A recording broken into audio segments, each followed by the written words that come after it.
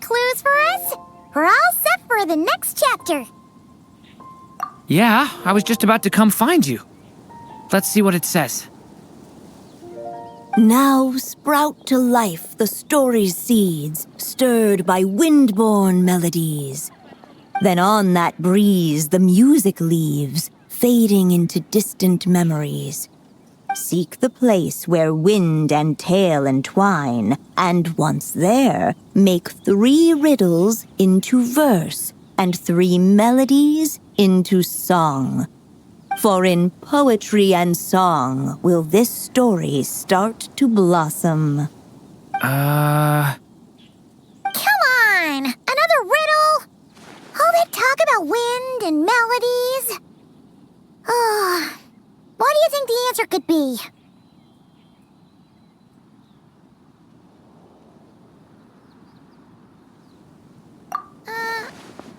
Oh!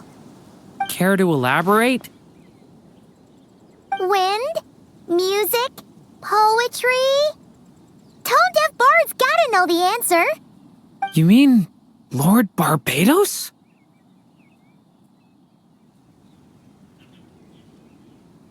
Albedo introduced us when I first arrived in Mondstadt. I mean, someone like me was bound to catch his eye sooner or later. It's better that it's out in the open anyway. Now, how should we track him down?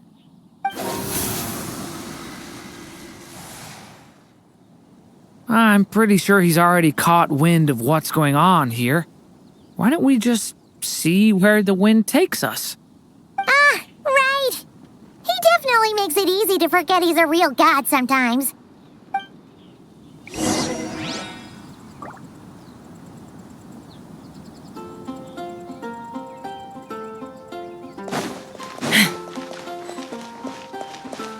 I'm gonna sing it one more time.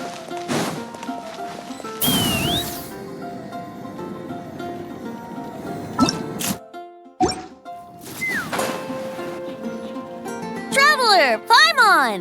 What a sight for sore eyes! And the little dragon from the fairy tale world. I heard your voices calling out to me on the wind. Something about needing help with a riddle? Sorry to disturb you, Lord Barbados. Disturb me? Not at all! To tell you the truth, I'm just as curious about this riddle as you are. Let me take a look.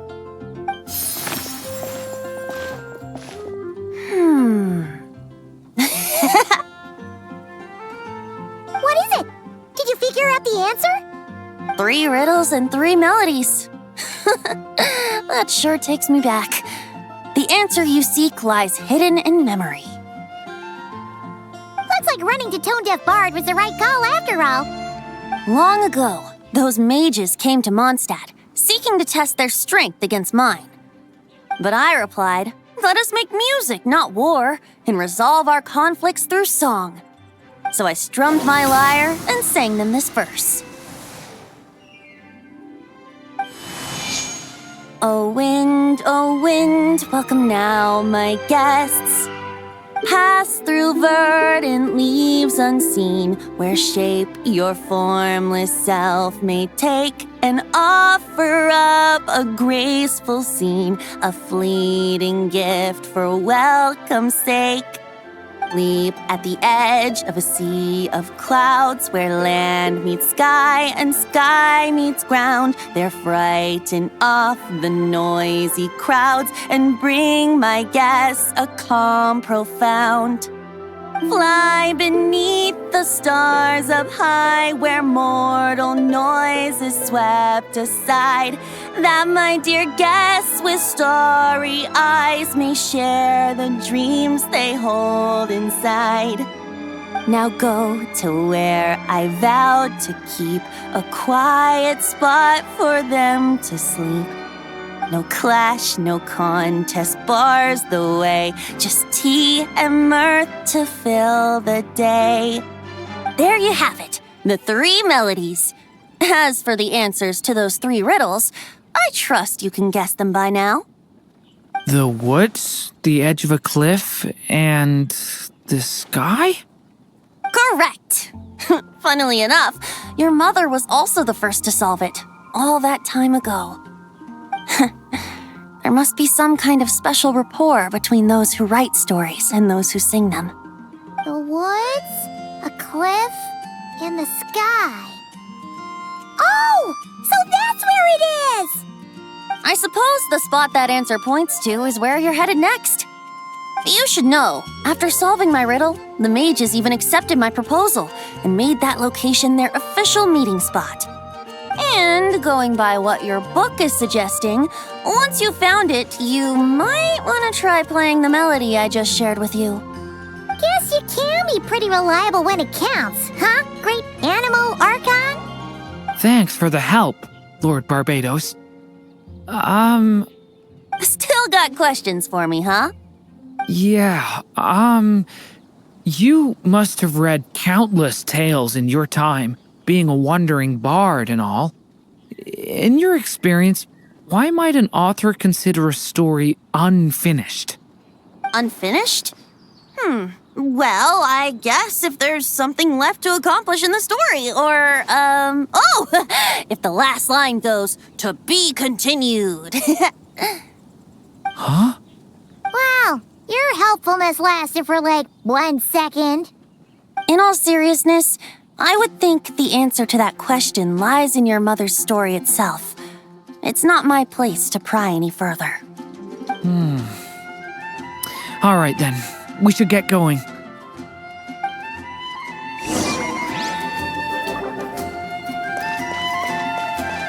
I wonder when their next meeting will be.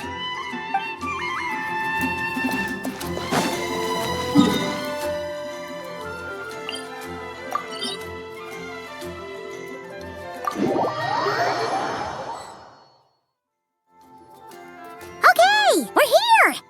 Now, we just need to play the 3 melodies, and we should be able to gather the memories for the next chapter, right? A musical performance? Huh.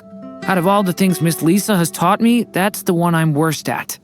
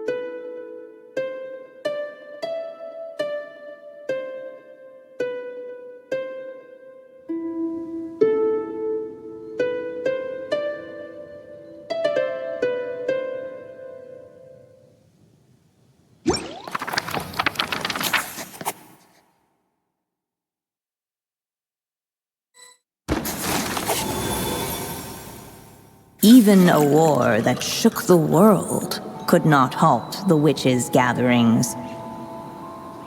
Yet even so, with the passing of time, 3 of their teacups no longer came to be set.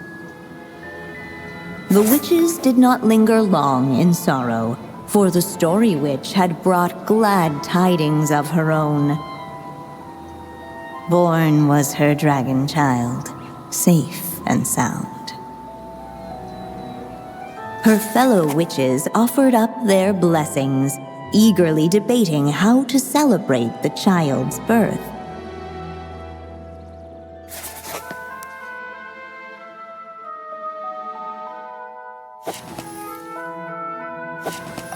In the end, end, they settled on the most vibrant balloons they could find. After all, what could be more joyous than the arrival of new life? And so, the witches' gathering turned into a birthday celebration.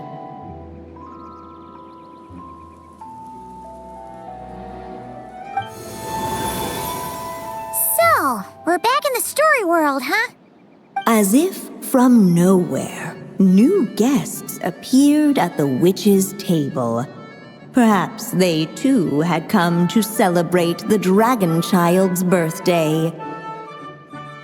Yet while everyone else was busy thinking about what kind of gift to offer, these three seemed to have come empty-handed. Hardly the recipe for a warm welcome to a birthday party, now is it? A gift? Hey, what's this all about? We only just found out this was a party. While the guests voiced their complaints and grievances, perhaps they should have been wondering what kind of gift to give instead. So, we need to bring a gift to advance the story? But where are we supposed to get something like that? Perhaps it would be a good idea to have a look around. Why didn't you just say so?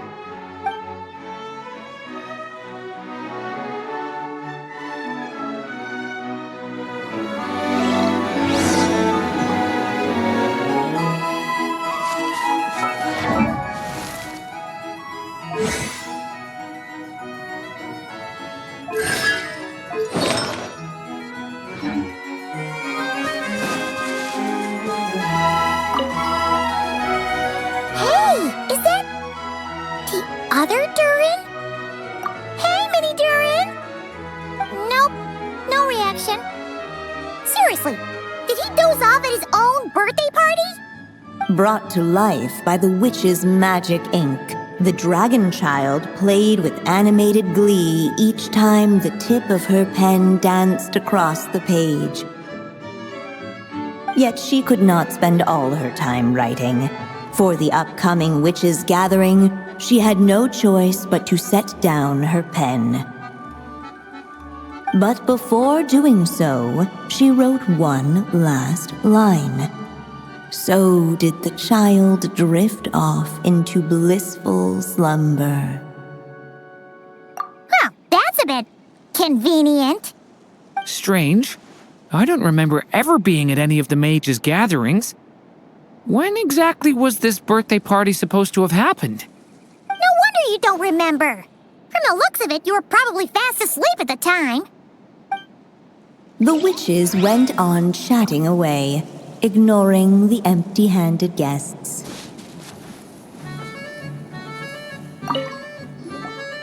Hey, is that... Hey, Nope. Brought to life, yet she could, but before doing so, she... Huh, that's a bit... Strange. No wonder you don't...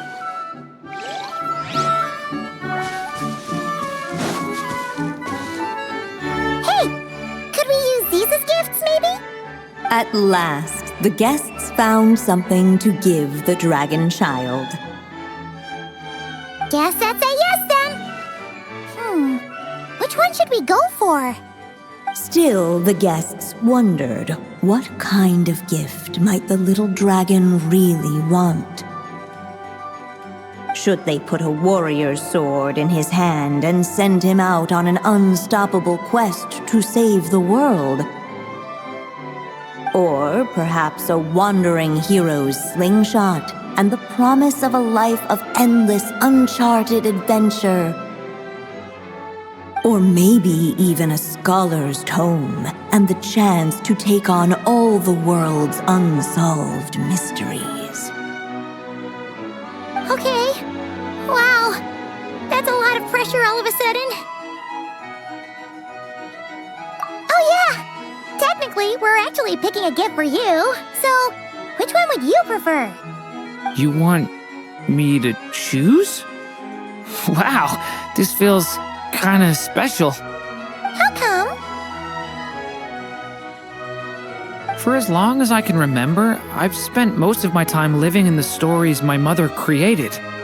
I always thought my mother had everything written out for me already, just like the toy figures in Constellation Metropole. What I wanted to do with my own future.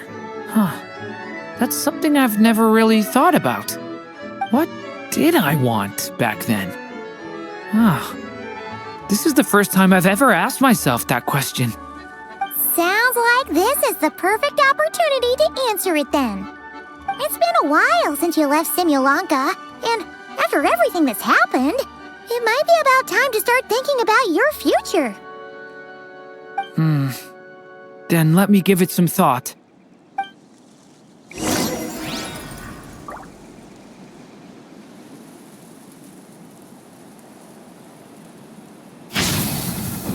Thunder!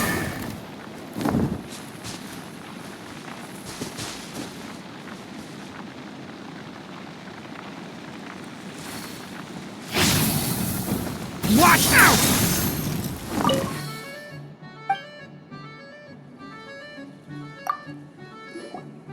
In the end, the guests. So you're this. I just feel like... What makes you say that? I'll give you an example. I thought so much of what's considered common...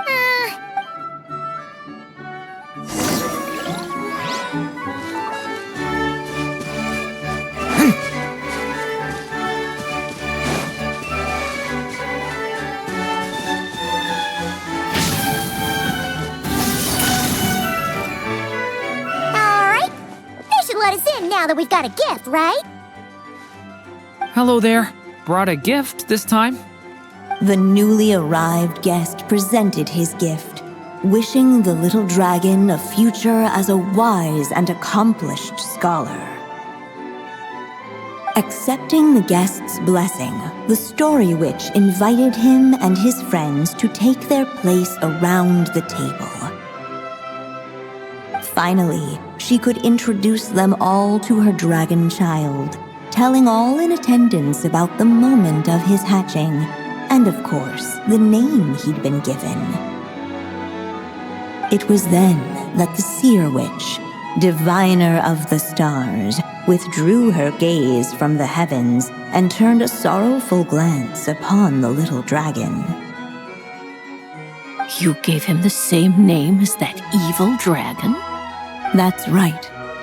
But the life I intend for him shall be very different. What folly to love so blindly. For as you must know, a name is the mirror of destiny itself. He who bears an evil dragon's name must also inherit the fate of its previous owner. His fate has been foretold. Then I'll rewrite it. The witches at the table fell silent, for they knew the Seer Witch's words had never once proven wrong.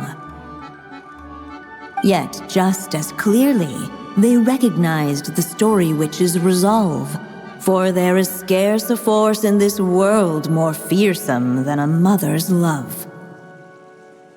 At last, the Merry Witch stepped forward, dispelling the uneasy silence.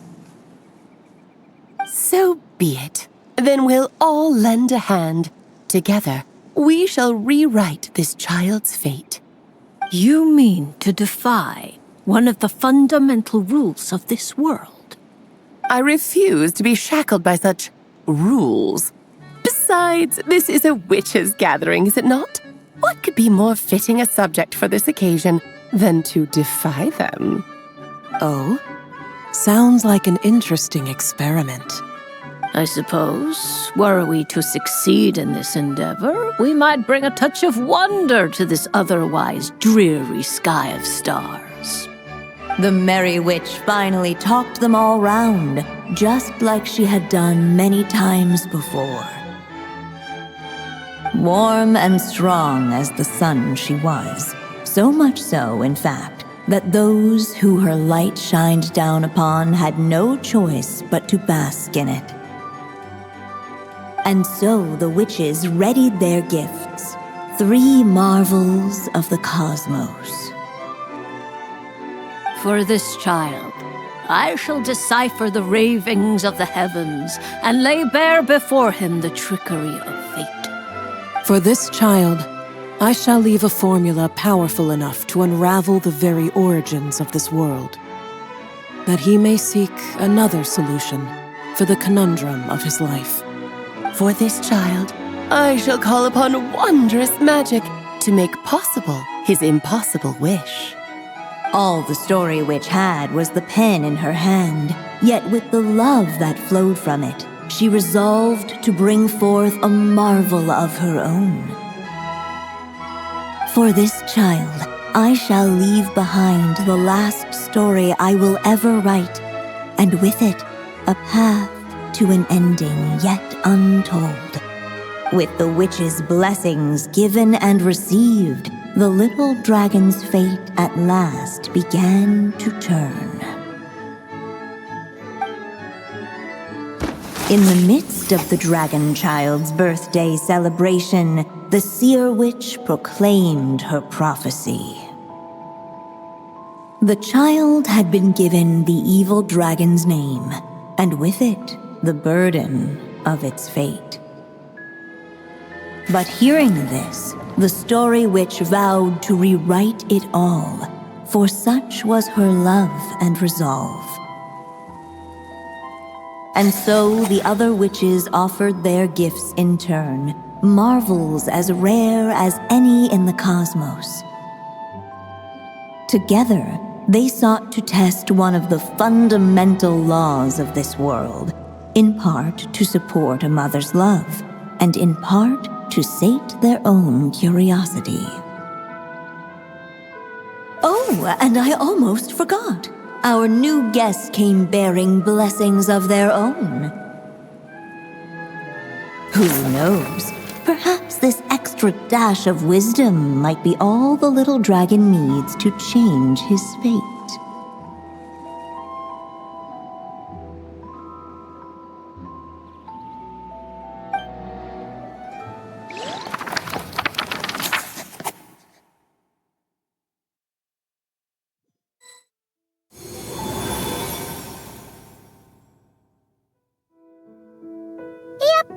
Looks like we've completed this chapter, too. Those witches in the story were the mages of the Hexen Circle, right? They sure seem to care a lot about you, Durin.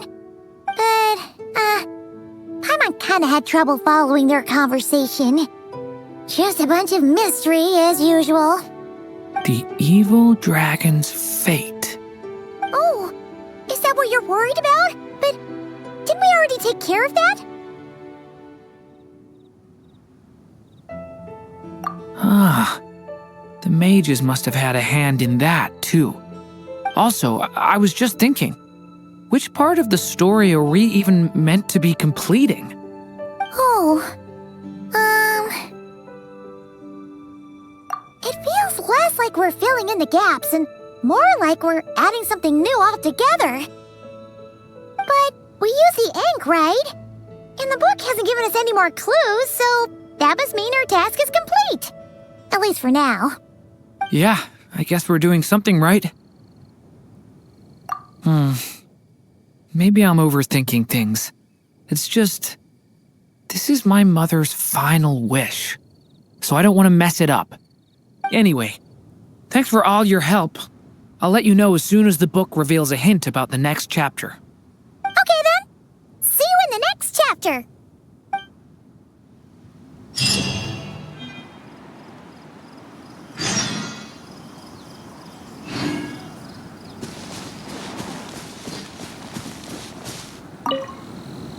I think I'm gonna stick around, take my time reading through this book. If you feel like jumping back into the story, just come find me.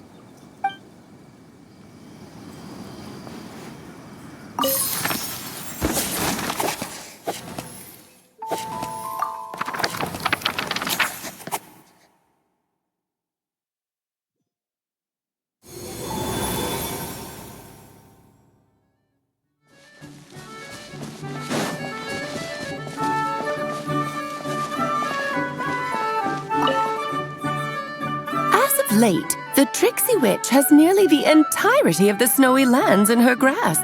No, none but the Tsar can command her submission. Such a pity that she can no longer spare the time to join our gatherings. Tell me, does the Wander Witch still roam among the stars? Who can say how long we'll have to wait for her return? I had hoped sharing all the fun little stories from our gatherings might entice her to remain. Then how about the Memory Witch? Does she still walk the mortal realm? Yes, she has that secret mission of hers to accomplish, so she couldn't make it to our gathering. But she doesn't seem to regret her choice, so naturally, it's not my place to pry. As rare a chance to gather as this. And yet, almost half of us are absent. Cheer up. At least you came with good tidings.